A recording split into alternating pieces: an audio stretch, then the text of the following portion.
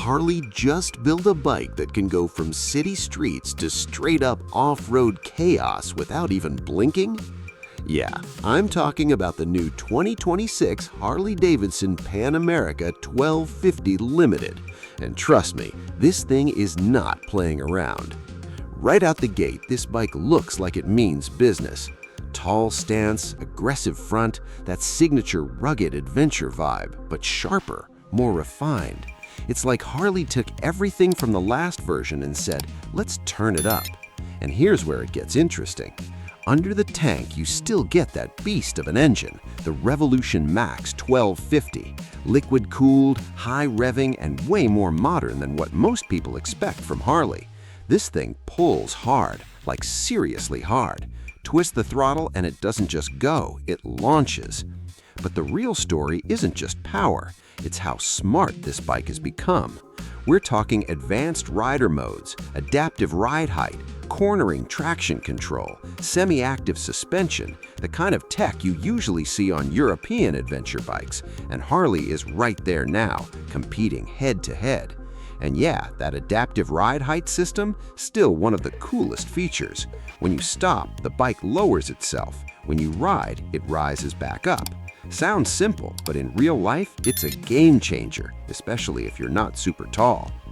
Now for 2026, rumors are saying Harley may have refined the suspension even more, smoother on-road, more controlled off-road. Nothing officially confirmed yet, but insiders are hinting at better tuning and improved comfort over long rides. And honestly, that was one of the only areas riders wanted improved, because everything else, already solid. Brakes, strong and confidence-inspiring. Electronics, loaded. Build quality, premium. But here's the real thing. This bike isn't just about specs, it's about attitude. Harley stepping into a world they used to ignore, and now they're not just showing up, they're competing. And if you're enjoying this breakdown so far, hit that like button and maybe subscribe real quick. It really helps, and I've got more insane bike content coming your way. Now let's talk comfort. Long-distance touring on this machine feels legit.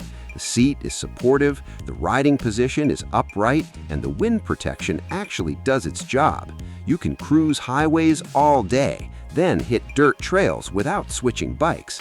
That's the whole point of the Pan America. One bike, no limits. And off-road? Yeah, it's not just for show.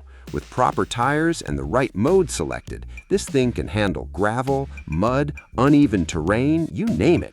It's not a lightweight dirt bike, obviously, but for its size, it's seriously capable. Now here's where some people might hesitate. Price.